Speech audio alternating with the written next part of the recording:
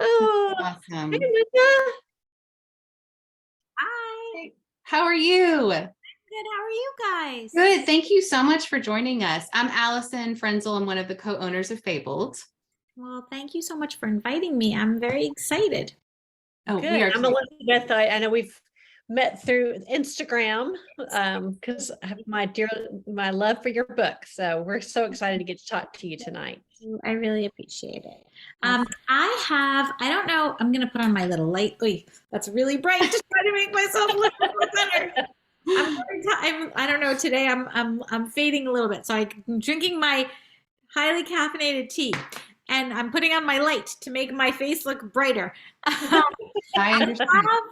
I have like a PowerPoint. I don't know if you guys are if you just want to do your like talk and stuff, but if you want, I can screen share. You might need to make me a co-host, I think, and I can show you some fun pictures and I can do like a little talk about the research and stuff, but I don't have to do that. It's totally up to you. Yeah. That sounds amazing. I don't know how to make you a co-host, to be honest. Do you know? Does anybody else know in the chat how to make her a co-host?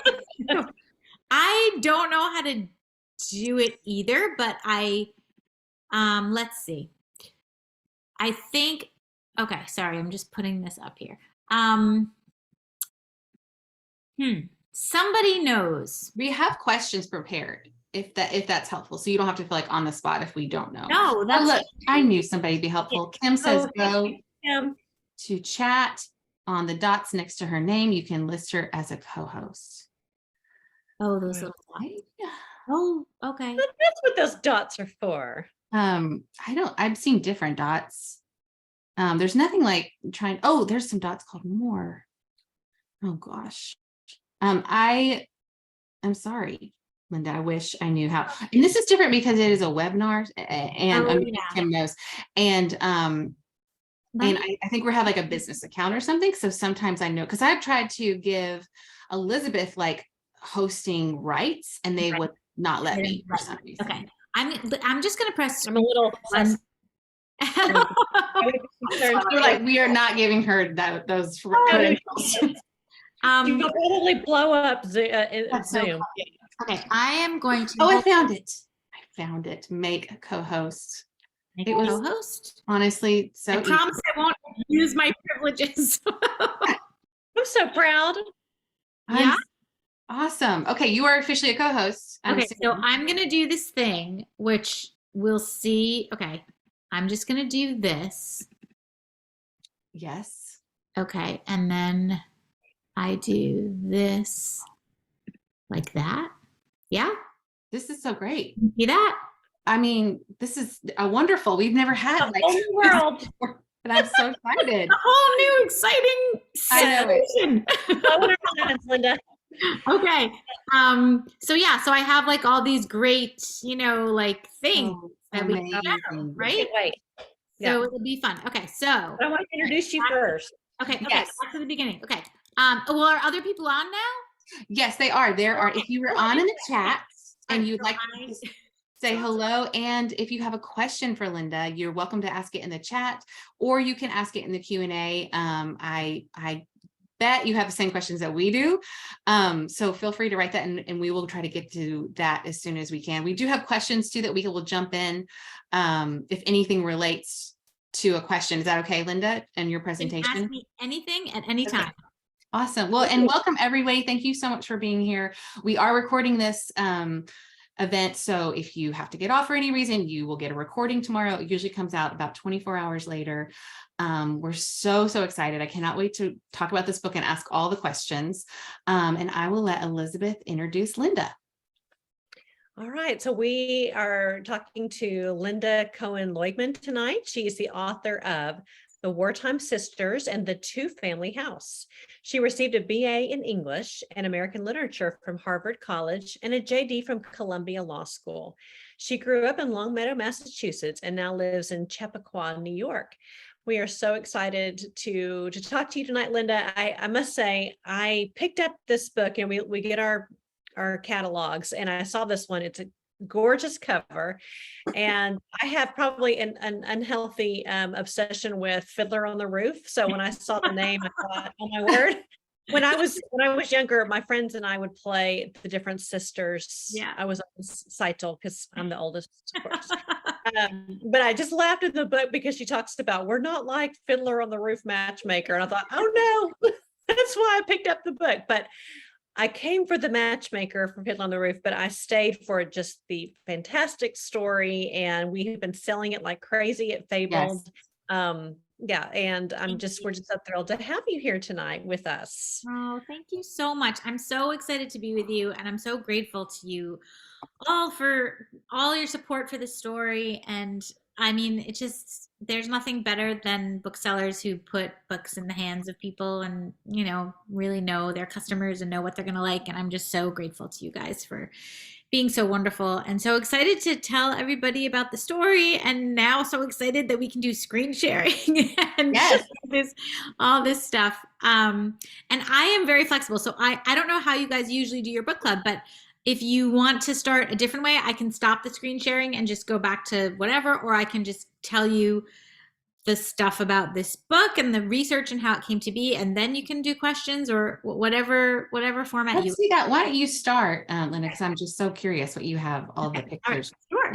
And then maybe afterwards we can get to questions. Yeah, sure.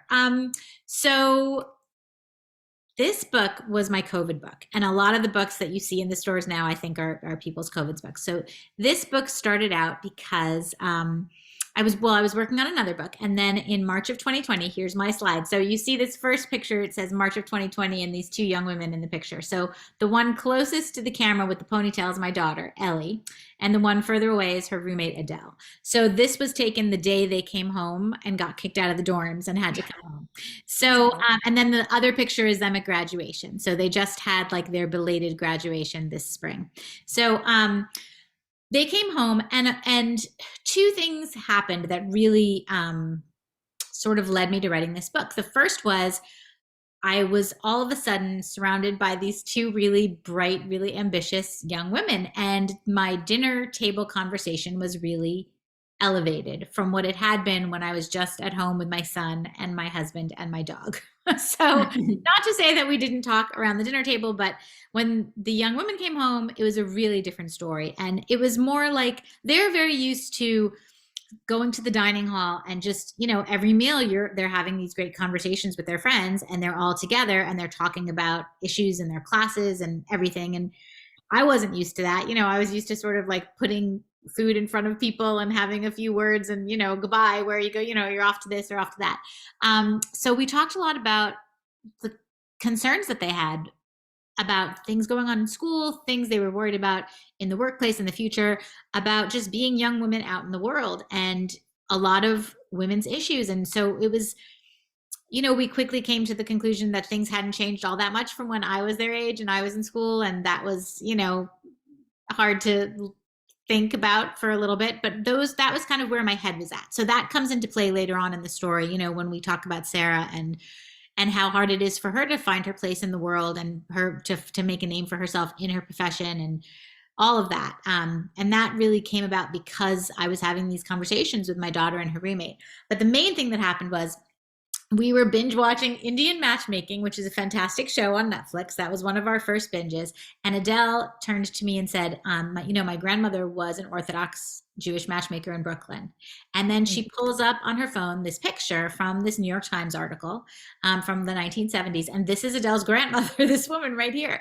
And so you see it says finding a find, catching a catch for Brooklyn's Orthodox Jews. So this article, like there's something about this photo, right? It's just like, I love her pose in it. Right? She's just holding her arms out like she wants to hug you. And the article talked about a couple different matchmakers, I guess, and it referenced a file cabinet with like records of matches in it, which immediately made me think about that, the mixed up files of Mrs. Basil Ephraim. Right? Like I just thought, well, that would be a great story. Like there's a matchmaker and her filing cabinet falls over and all the matches get mixed up and people like get, you know, matched with the wrong people, which would be a different story. But that was my first thought. And then I kept thinking about it for a couple of days. And I said to Adele, I kind of want to write a matchmaking story. I think I want to write one about a grandmother and a granddaughter. It wouldn't be about you and your grandmother at all, but would you care if I did that? And she said, you know, sure, whatever, go ahead. So I called my agent and I just mentioned it to her because I was working on this other book, and I thought, well, this will be my next book. And we have these talks. People have those talks with their agents and their editors, what's coming next. But this time she called me the very next morning and she said, Lynda, I was thinking about it all night. I really want to call your editor and I want to tell her about this. And let's see if, we can have a 2-book deal instead of a 1-book deal. And then a few days later, she called and said, she loves this idea and she wants you to write this book now. Like this one, they want this book first. So that was kind of surprising and jarring to me. And I thought about it a lot. And I think, when I say matchmaker, the word matchmaker, matchmakers make connections, and that's what they do. And we were at such a time of disconnection when we were all so isolated. And I think that's maybe why, they wanted this story. But of course, so this is the Fiddler on the Roof picture. Elizabeth, that's for you. Would you like me to start singing? Because I know. Yes. Yes, I would. That would be wonderful. And go. Make me a match. Find me a fight. Catch a catch. I could keep going, but I won't. I wanted to know if anybody, you can say in the chat, if you did sing that song when you picked up this book, like in your head. It was really easy to do that. I feel like every time I got to pick it up was to sing that song. Me too. But so that was what I knew about matchmakers. But when I went to write this story, I knew that I wasn't going to tell that story. And of course, it was the biggest problem. The first problem was I'm not a romance writer, and a matchmaking story sounds an awful lot like a romance. And I write historical fiction, so I had to figure out like how I was going to come at it from a historical point of view. So I was stuck at home and I started doing research, and this was the first thing that I found. So there was a reference to this wedding, and it's cut off a little bit, the headline, but it says Carp Wedding Dazzles East Side. So this was an article from 1909 from the New York Times that I found out about from a virtual exhibit at the museum at Eldridge Street that was called Love on the Lower East Side. And so this is about a wedding that actually took place. It was on Rivington Street. There were like 2,000 people invited, and there was this great line in there that says, the scent of roses and orange blossoms mingled with the odor of dried herring and pickles at this wedding. So it was like this amazing line. I hope that whoever wrote this story became a novelist, because it was just such a great line. And I sent it to my editor and I said, this is what I want this book to be. I want it to be roses and pickles. And that's like the cover also, all these flowers in the pickle jar. But that was the start of it. And then there was something really odd in this article, I thought. There's a line in it that says something like, somewhere in here, that this wedding was not a standard arranged match made by a Shah Khan. And that was the first time that I heard the Yiddish word for matchmaker. I didn't know that word at all. So I started looking for other references to that word. And I found this article, which it's so funny, rates for husbands on the increase. Wow. This is right. So funny, from 1910. And if you look through this article, this was like where I found the most surprising bit of history, the most surprising fact, which said that there are, according to a conservative estimate, about 5,000 professional Shah Khans, matchmakers in the city. And the bulk of them were men, because it says the traditional picture is the man of the tenements. And so when I learned that, my conflict just sort of crystallized immediately for me, because I knew I was going to be writing about a young woman, and she would be up against all these men in this field dominated by men who would really resent her because she has this gift and she could do the job better than they could. And it was also kind of, this idea of the modern world versus the old world, because the idea of a love match at that time was a very modern idea. These men were making matches for money. They were transactions. And what Sara does is really different. So then, I was researching life on the Lower East Side, and you can see this is sort of what we all think of, the push carts and all these markets. I found out about this man, Hyman Muscat, who sold spectacles from a push cart, and he became the inspiration for Mr. Tunkel in my story and Mr. Tunkel's son. And so Hyman Muscat opened a store on Rivington Street eventually, like the Tunkels do. He eventually opened up a brick and mortar store to sell eyeglasses. And this was interesting too, because this really made me think about Sara's gift and the fact that I was going to make it a visual gift, because I love the idea of her not being able to see very well. physically, but having this inner sight, this intuition where she could see someone's soulmate. So that was a really, sort of pivotal little bit of information that I found. And then, of course, I found out about the Knish War of 1916, which was a super fun fact, which was a price war. Someone opened up a Knish store and sold Knishes for 4 cents or 5 cents, and the person across the street, lowered the price. And then the first guy brought in a band, and then the second guy started giving out coupons, and it was a whole situation. But when I read about this, it made me think of Romeo and Juliet. It was the Capulets and the Montagues, only with Knish families. And I felt like Sara was going to match the son of one family to the daughter of another. And that was going to be sort of one of the vignettes that you see in the story. And that one was a lot of fun to write. This was a photograph that I love that I found in the course of the research. And this is a Jewish family or a bunch of people saying Tashlich prayers on the Williamsburg Bridge. And this is a ritual that we do on Rosh Hashanah. We cast breadcrumbs into the water, and it's supposed to be tossing away your sins and getting a clean slate for the new year. But there was something about this photo that I just thought was such a perfect mixture of the old world and the new, back to that idea of what's modern and what's traditional.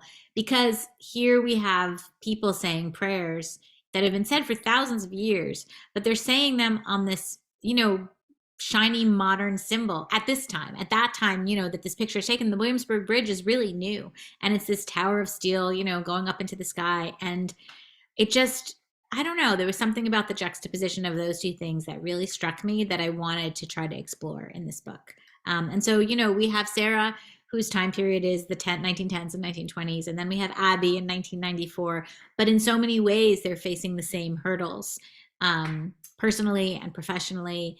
And, and it goes back to just the same way that I was talking to my daughter, and the things that I faced as a young lawyer were the things that they were worrying about. And, just the more things change, the more they stay the same. And there's modern things and old world things. And I don't know, I just love this photograph. It helps me really crystallize what I wanted the book to explore. Can I ask you a question really fast? Sure. Was there a intentional choice about putting Abby in 1994 and not present day? So a little bit. I mean, part of it is when the real timeline choice came in picking Sara's timeline, because I could have done the 1950s, like everyone loves the 1950s, and Matchmaker in the 1950s would have been so fun, very like Mrs. Maisel. I could have done the 1970s, like my daughter's roommate's grandmother. I could have done kind of anything. But when I found those articles about those weddings in 1910, I knew that was where I wanted to start. And once she's that old, I couldn't really make a granddaughter in the present. It was kind of too long. I could have done a great granddaughter maybe. But then there was also the added bit, honestly, I'm pretty much Abby's age. So I graduated from law school in 1993, and Abby's a young lawyer in 1994, and so was I. And so I know that world, and I worked in a big law firm in New York City, and I worked really hard, and I had some not so nice bosses. And I felt like I could do that justice, because the thing I was really afraid of with this story, it's my first dual timeline story. It is the most modern story that I've written. Like, it goes back further than I've ever gone back. And it's more modern than any story I've written. And I really was afraid of writing the more modern timeline, because I feel like my sweet spot is the past, and there's a richness to the past that isn't as obvious when you're writing about like 1994 or any, more modern time period. And I wanted to give it weight, and I wanted to give it meaning. And I didn't want it to just be like a recycled romance novel for half the book. I wanted it to still be meaningful. And that was scary to me and hard to do. And I knew that if I picked 1994, maybe I could do it a little bit better, because I really knew it. And of course, I still had to do research.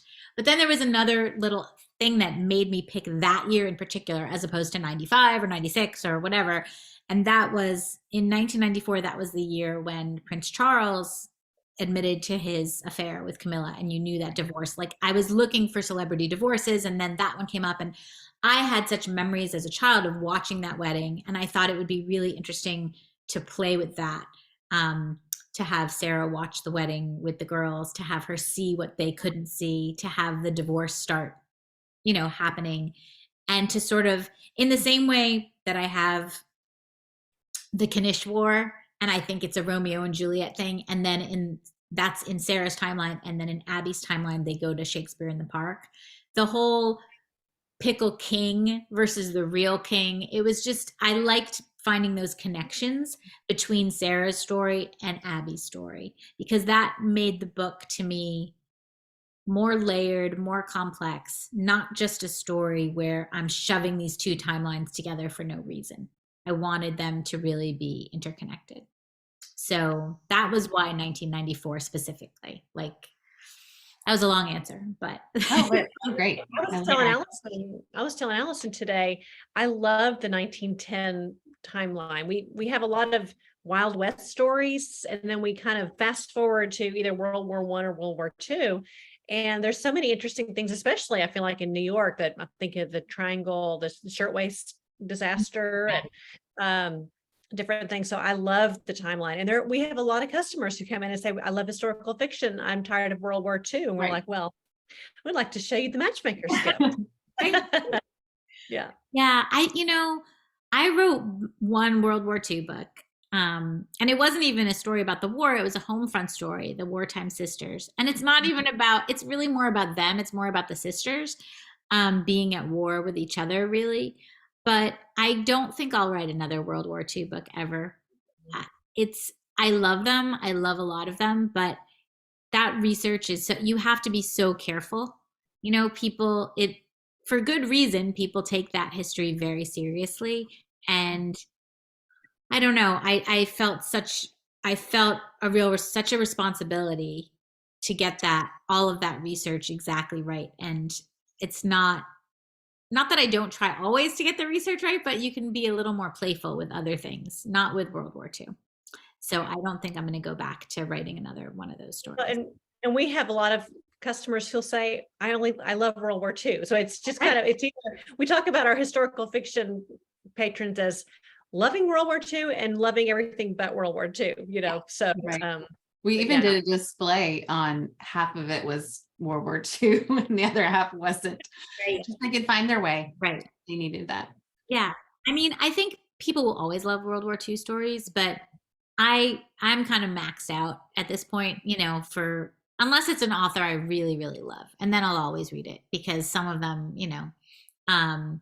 but I've definitely enjoyed writing about a different time period in history for this one. So this drawing rather is, this is a drawing of a bet din, of a rabbinical courtroom scene. This one is actually in London. And so if people have read the book, most of the people I think on here have probably read the book, right? Yes, they have. So they've read the book. So you guys know that there's this courtroom scene in the story, and that was actually probably my favorite, not my favorite, the scene I'm most proud of writing, because it was really complicated and it took me weeks to write it because I wanted to get it all right. And there were so many different people, chiming in this courtroom scene. But I did a lot of research about that. And there's actually Bet Din of America, which is this organization that hears cases. It's sort of like People's Court, and they hear cases today even. And so they gave me some guidance and sent me around to some different people who helped me try to figure out what a bet din would have looked like in that time period. Because I was afraid I was going to get the procedure wrong, but it turns out it would have been a very unstructured thing anyway. The main thing is that you had to have 3 learned men or rabbis, presiding over it.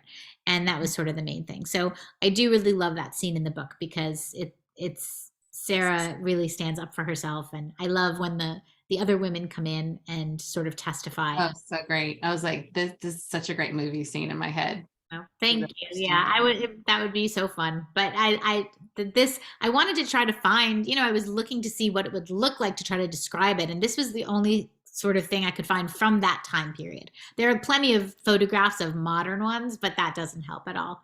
So I was kind of channeling this. Although this one looks really sinister because, like, it looks like there's these like ruffians in the front. Like the guy in the front looks really kind of creepy. I found a lot of fun Yiddish things for this book, and the opening phrase. This one's so funny. When a thief kisses you, count your teeth. They're just funny. So many funny things that I found, and some of those little opening lines for in the book for Sarah's section. Some things my grandmother used to say. Some things I found. Some things I made up. Just came from like a whole variety of sources, but I love this one, and I love this one too. He bakes lies like they're bagels. That is amazing. There's just something about that that's just so kooky, and it just cracks me up. So I loved it. And then this one, this saying I found, I don't even know where I found this, but it's, let there be such oneness between us that when one cries, the other tastes salt. And I read it and I like sort of reimagined it in a very romantic way and that it becomes this advice that Abby's grandmother gives her, that Sara gives when Abby says, how do you ever know if somebody is the one? And Sara, of course, says, well, I'm going to tell you, but you're not going to like it and you're going to be skeptical and whatever, but this is how you know. But I think it originally was sort of more of like a brotherhood of man kind of thing. Like, let us be such, compatriots kind of that this is how close we'll be. But I don't know. I think it's so romantic to think that if, that you could be so close to your partner that if you cry that they would literally like be able to taste the salt from your tears. I don't know. There's just something really beautiful about that. In fact, so today my husband went to the eye doctor because he's been having just like his eyes have been really itchy and his eyelids have been itchy, and he thought maybe he had a blocked tear duct, and they said they don't think he does, but he can come back and there's some tests, and when they do it, I guess if you have a blocked tear duct, then you taste salt on your tongue when they do whatever they do. Wow. And I was like, that's like from the book. And he said, I know, I was thinking about that when they told me. So that was kind of a funny thing. It's really cool. My aunt actually sent, when I got married 26 years ago, she sent me a card with that saying in it. So it's one that did? Oh, yes. Gosh, really? Yes. Yeah. Wow. I knew that one well. Do you still have it, Elizabeth? Probably. We've accumulated a lot over the years. But yes, I will look for it. That is amazing. I'm so excited to hear that. I had never heard it before. I just kind of came across it. Wow. Yeah. Well, it's so far so good. We're still married 20 years later. Yeah. That's amazing. Oh, that's amazing.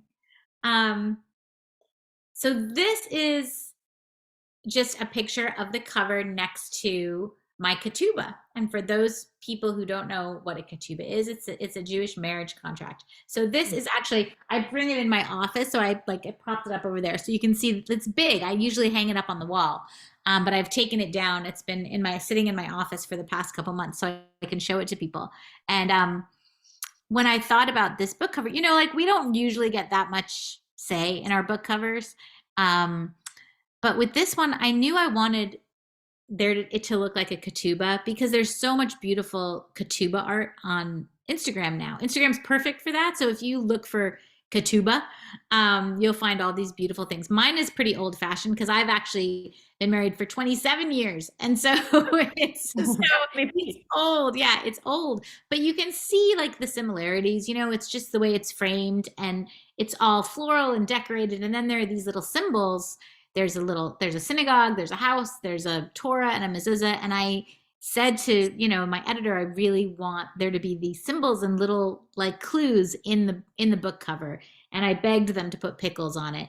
And they did. So, they're the pickles, the pickle jar and the spectacles for Mr. Tunkel and the wedding rings, of course. And there's a bracelet. The bracelet actually doesn't really match the description of the bracelet in the book, but it's there. And then the bride and the groom. And the only thing I didn't want the bride and the groom actually, because I worried that having the bride and the groom made it look too much like a romance novel when it's not. And I didn't want people to kind of be disappointed.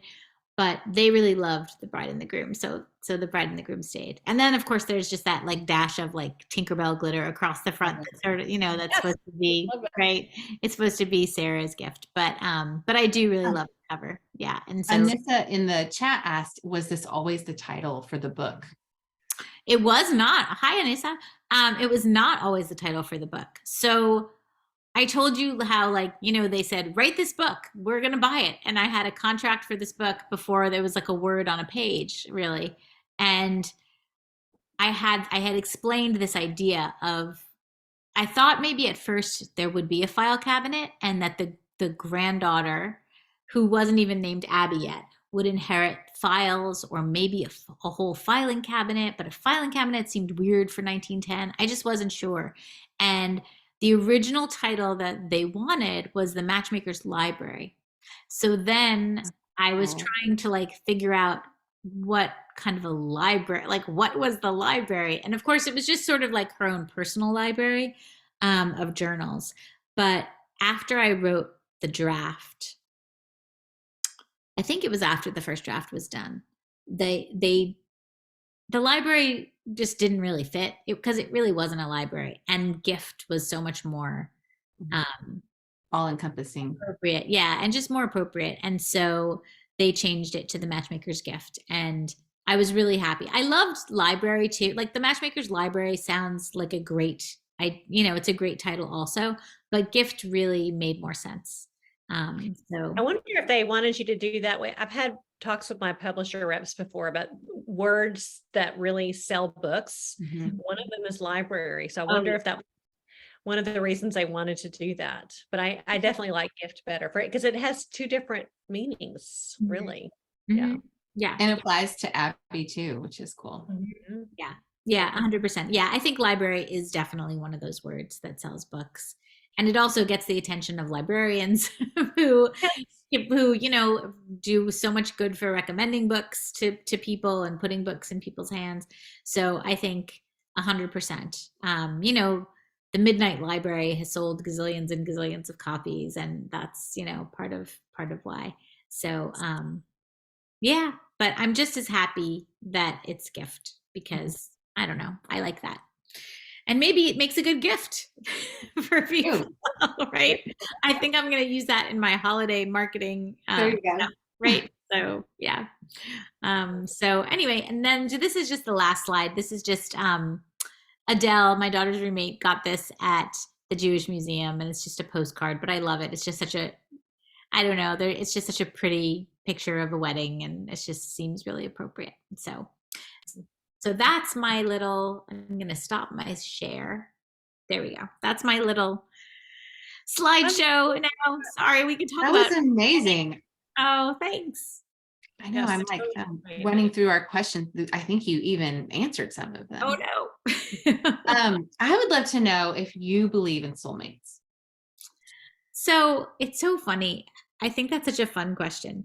I mean, I do, but I think I don't think there's only one, for somebody. I definitely think life can hand you different situations, and life can go in different directions, and people can have more than one. I think that I believe in that oneness. I definitely believe that people can have that kind of being of one mind sort of thing. But I don't think that means that you don't have to work really hard at it. I think, being married for 26 years or 27 years or whatever those things are, it takes a lot of work too. And it takes a lot of patience and kindness. I think it's a choice. In some ways, I think a soulmate is a choice. You have to keep making that choice like every single day, because it's easy to walk away from it. So I do. I was set up on a blind date with my husband. So it's a funny thing. And yeah, so someone made a match, but I don't think that she had like a gift for it. I think she got lucky with that. So I don't think it was just like, it wasn't, she didn't put a lot of thought into it. It was just sort of like, oh, you might like him. It wasn't like, oh my gosh, you guys have to meet. I think you're, perfect for each other. It was just sort of this offhanded kind of thing. But but you know, I definitely feel like my husband is my true, absolute best friend. So I love that. We were talking a little bit today. We were wanting to know in the chat if anybody has ever set somebody else up for a love match. And I will say my husband's best friend his entire life was in town one time. And we went on a double date with our friends, and now they got married, and they've been married 22, 23 years. So every time I see them, I'm like, yeah, I love that. That's like me. Welcome. that's You're amazing. welcome. Yeah. That's But amazing. we wanted to know if anybody else in the chat has ever set somebody else up on for it and they wound up getting married. I Or tried so many times. if anyone been at a wedding that you know this is not a good idea. Yeah, You have that intuition. the flip side. I did have that, unfortunately. Yeah, I Mhm. did have that. And it wasn't a good idea. And it ended. But Yes. that can happen, and it happens a lot, you know. And then she found somebody else and she's remarried, and that, you know, is like a perfect thing. But there's actually this I don't know what you'd call it, a kind of idea in Judaism that if you make 3 matches, if you make 3 weddings, you automatically go to heaven. Something like that. Yeah, except I don't even think that we really have hell in Judaism. So I don't know what that means. Like, what would you get to go someplace? But I don't know. What does it mean? But it's, if you make 3, you're really in good shape. Only 2 more, Elizabeth. You're ahead of the game. No, I'm like, I'm too tired. I don't know if I can anymore. Maybe you do. Like, do you have kids, Elizabeth? Yes, I have one who will be 23 on Friday, and he's engaged, and then Oh, wow. a 21 who will be 21 next month, and then an 18-year-old. So Okay, so you can set up their friends. Like you might get reinvigorated. You know, like well, you're tired now, but like maybe you'll get, yeah. you know, you'll get a second wind. Yes, my youngest is a girl, and I've telling her she needs to find somebody for her brother who's 2 years older. So she's like, he can find his own. Well, I did have a question though. We were talking a little bit about Match.com. It is that kind of taken over the job of a matchmaker, or are there still matchmakers out there? I mean, I still think of them as, you know, being in Fiddler on the Roof. So it's interesting. Are they still in business today? Yeah, they definitely are. I mean, first of all, you should all watch Indian Matchmaking because it's a great show on Netflix. It's such a fun show, and season 2 is even better than season 1. And I think Netflix is going to be making Jewish matchmaking. They issued some announcement that they're going to be doing that. But I recently read a book a book that's coming out in January called Lunar Love, which is about Chinese matchmaking. It's actually another grandmother granddaughter story where they match according to the zodiac, which I guess is a thing. And I spoke to modern matchmakers. You know, I spoke to some of them. I think nowadays it's not as transactional as it was, and the matchmakers now seem a lot more like kind of like life coaches. You know, like their job is to put someone in the right frame of mind to find someone else, to help people with dating advice, with just sort of mindset, you know, that kind of thing. So it's definitely still exists, but it's different. It's not what it was. I think it also definitely really exists in extreme, you know, these really, really religious communities. And then it is just like it used to be. And it is more transactional, and it is not necessarily about a love match, but it's more, you know, it's something that happens really quickly. I think in all kinds of super extremely religious communities, these things exist. So it's interesting. Hasidic, the Hasidic. Yeah. Okay. Yeah. But also I think in other religions too, like I think, you know, yeah. I mean, I don't know. I didn't look into like how it works like in an Amish community. I don't know how it works in something like that, but I would bet there are probably matchmakers there, and in other just extreme, you know. Yes, any Yeah. religion. Yeah. Yeah. So I'm not really sure, but we have another question in the chat that's, what is a book that you read that made you want to be an author? oh, well, I mean, when I was young, I loved this book series by Edward Eger. The first book was called Half Magic.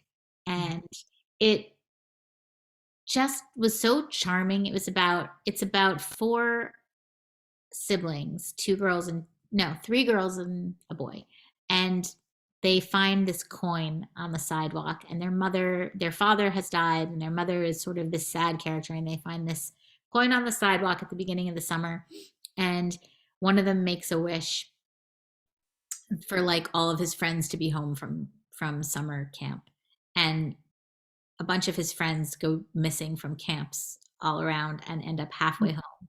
And like they wish that the cat could talk, and the cat can sort of like speak gibberish all of a sudden, and it's kind of disconcerting. So everything they wish for, they get half of, and then they have to figure out the coin, and they figure out how to get around it, and all these different things happen. And it was just like one of those magical stories. And that book really made me wish that I could write like that.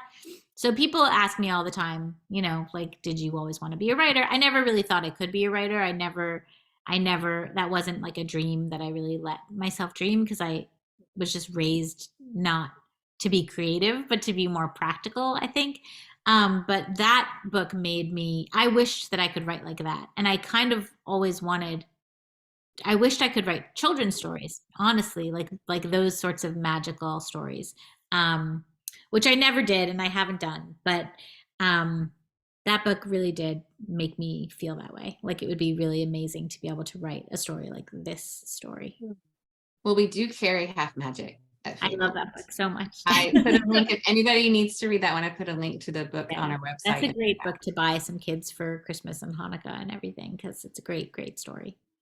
And we were kind of, my husband's an attorney as well. And it's interesting how many authors have law degrees. I kind of wonder about that. If it's something, and if you want to be a lawyer, it also makes you want to be an author. Have you ever thought about that? I think that a lot of them are like around my age. And, I graduated from college in 1990. And I think that at that time, all of us English majors didn't know what else to do. And we went to law school. Like, I think that now it's much easier to figure out other things to do. There are so many different kinds of careers. But back then, if you wanted to be what my mother would have called a professional, which is what she insisted, that my brother and I be, there was medical, there was doctor, accountant, lawyer. Like I didn't think of all the other things that I could do, but I think a lot of people didn't either. And so I think just a lot of us English majors, like, well, we can read and write, so we'll go to law school. But if you were an English major, probably maybe a lot of us really wished that we could write. So I think that's sort of a lot of what it is. I think it was something that was in us from a long time, before we ever became lawyers. Interesting. I have good news that you can be an English major and open a bookstore. So you can be professional in that way. But I agree. I think there's a big connection between lawyers and English majors and the love of books. Yeah, for sure. That's so great. I have another question for you, Lynda, and we were talking about this a little bit today. One of the things that we feel very strongly about at Fabled is to be windows and mirrors. So we have books in the store that look like you, and books in the store where you learn about different cultures. And this has been kind of an interesting month or two in culture with the anti-Semitism. We really want to champion great Jewish literature. So are there any books that you could really recommend to us, fiction or nonfiction, that that you feel good about and really highlights the beauty of the Jewish culture? Sure. Yeah. First of all, thank you for doing that, because I think that's so beautiful and so wonderful. And just, I feel, so, when I wrote, I'm just going to talk a little bit and then I'm going to give you book recommendations. But when I wrote my first book, I didn't think that much about it being a Jewish book, because it was just a book about two families, and they were families that I felt like I knew, that I could write about. And of course, it was a Jewish book. It was about a Jewish family. And then, before, I didn't think anybody would read it, and I didn't ever think about how it would be classified. So surprise, surprise, it got published. And then there were a lot of surprises. One of the surprises was, I guess I write historical fiction. I didn't know that. I didn't know that that's what I wrote, but okay, that was great. And then the other thing was, I write Jewish books, or this book at least was a Jewish book. And I knew that too, but I didn't think about it. And then I got so many emails and so many responses from so many people who said that these characters were familiar to them. And it came from people who were Jewish, and it came from people who were not Jewish, and it came from people of all different faiths and all different cultures. And it made me feel so good that, first of all, that Jewish people felt close to it, but that other people who were not Jewish did too. And it made me feel like, you know what? I have a responsibility. I feel like I want to tell Jewish stories that are not Holocaust stories. Holocaust stories are not the stories that I want to tell. I've personally, I did a whole year in college studying Holocaust literature. I don't want to read any more of them right now. I can never write one. It's not my story to tell. I don't have somebody in my family with that close connection who I could tell their story. I want to tell other stories, and I want to tell stories that people can connect to, who are Jewish and not Jewish, and that show Jewish joy and Jewish people in all kinds of ways, and not just dying, and not just being victims, and not just being killed. And that's really, really important to me. So on that note, I would recommend, let's see. There is a book by Naomi Novik called Spinning Silver, which is a fairy tale, which is sort of like a retelling of Rumpelstiltskin. That's a Jewish sort of retelling of that story, which I think is fantastic. There's a book called Not Our Kind by Kitty Zeldis, which is a great sort of post-war story. What else have I? Kitty just came. I'm making notes so we can have them. Just came out with another book, but there are. So Jean Meltzer is a romance novelist who writes a lot of fun Jewish romance. That she wrote a book called The Matzo Ball, which is really fun, and she just wrote a Matchmaker book also called Mr. Perfect on Paper, which is fun. That's like a real straightforward, like real HEA kind of, for the romance lovers out there. And Hannah Orenstein has written another really interesting Matchmaker book called Meant to Be Mine, which is really interesting. I think Chloe Benjamin's The Immortalists is a great book. My dog just ran into the room. Let's see. No, he's not gonna. I was gonna pick him up and show you, but he won't. He won't let me show you. I haven't read Schmutz by Felicia Berliner, but I know that has gotten a lot of attention. Max Levy wrote this book that's really fun. Darn it, what's it called? The Lost Shtetl, which is just a really funny idea. Just about like this shtetl that's like lost to time, and they never find out that the rest of the world has gone on. Oh, how funny. It's just really, that sounds right up my alley. really, really funny. Is it? I feel like I have it like on my. I'm looking it up right now. Yeah. Where do I have it? I have it somewhere. You'll have to tell me how to spell shtetl.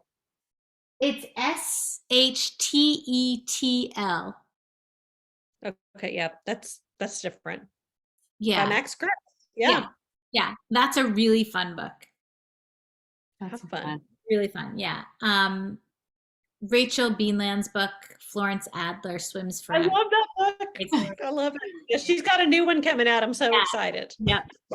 And I don't know. Is that enough? Like, I mean, that's good. Like, yeah, that's helpful, and that's impressive that you just pull those out of your head. But that was important to us to talk to you about that tonight. I wanted to ask Lynda, the book that you were writing, that you stopped writing, what has become of that? Will it see the light of day? Do you have plans for it? So Eventually, not now. It was sort of a you can't go home again situation when I went back to it, which I think happens a lot.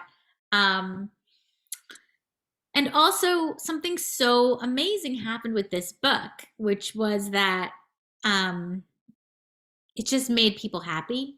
And I think I didn't, I was talking about this with the book club, with Anissa's book club last night a little bit, that before, when I wrote my first book, I knew I just had this story in my head for like 15 years. So I had this story that I had to tell and I had to write that book. And then the second book, the first book was based on my mother's childhood home. And the second book was because my mom had two sisters and I was just fascinated with sister relationships. But it all kind of had a lot to do with my family. And there were things that I wanted to say and themes I wanted to explore just because of life, but I didn't think about how is it going to make the readers feel. I never thought that. It wasn't that I wanted to not make them happy, but it wasn't a goal either. I didn't think I want to write a book to make people happy. I thought I want to write a really good book. That was my goal. And then this book was the same thing. I thought I want to write a really good book, but it made people happy in a way that like they keep telling me about, that's so like meaningful to me and so special to me. And so now like I want to do that again. It's like a high kind of that I'm chasing for this next book. Which I mean that can be a little dangerous because you can't write to a certain, it's hard, you really shouldn't write. I can't describe it. You can't write to make something happen. You have to write the story that you have to write. And so I'm trying to do that, but I am mindful this time that like, I really want to write another uplifting story. And I'm thinking about what it will do for the reader because I feel like we need some happy stories. Yeah. So thank you. I think that your book really, yes, I think that your book came at a really timely, period where people want that. And so when it comes out, we will be cheering you on your next one that's happy because we love it too. Well, if you don't mind sticking around for just a minute, Lynda, we're going to announce our next book club for anybody else that would like to come. We're actually going to skip December because, as you all know, it's a little crazy, and go right into January. And I will have Elizabeth introduce our next book. Yes, we're so excited that January we're going to have Ray Meadows, who wrote Winterland. We talked about it on our big reading preview last month that is going to be our Pioneer subscription box for December. It's very, very cold. It deals with the USSR gymnasts. And we spent a whole lot of time Googling the different members of the USSR gymnastics team, and it was fantastic. There's several of us in the store who've read it and loved it. And Ray was thrilled that we had picked her book, and she's so excited to talk to us. It'll be January the 10th, 2023. Yes. So enjoy, catch up on all your reading in December. Have a wonderful holiday season, whether it's Hanukkah or Christmas. Mm-hmm. And we will see you back in January. Yes, and this will give you plenty of time to read it. It's so beautiful. And it's one of those books, like Elizabeth was saying, it makes you feel cold in a good way, I guess. But it really is great. I meant to have a visual and it's in the other room. You know how things can go. But we have plenty of copies coming to the store. You want to read it? You said. Oh, it's so good. And it really is. It's out November 29th. But yes, very, very cold. And we in Texas love these cold books. You need it, but we're so proud to be wearing turtlenecks and sweaters. Yeah, it's hot. It's so cold. It's in the 40s. I know, we're like, burr, put on our winter coat. Yeah. Well, thank you again, Lynda. We so enjoyed talking with you. I knew you would bring such good history for us to explore and learn more about it. And we just really thank you for all your time. And we will be so excited for your next book. Thank you. And I will say too, like if anybody wants a signed book plate, if for a signed book, whatever, I'm happy to send them. I mean, we can do it through the store or whatever. I can send you signed book plates or whatever you need. So if people want those for presents or whatever, I'm really happy to do that. That would be amazing. And we will send this out as a recording tomorrow and have all the links. So if you didn't write something down or didn't click on a link, don't worry, we'll have everything you need for that. And I hope everyone has a wonderful night. Thanks so much. Thank you so much for having me. Bye. See ya. Thanks.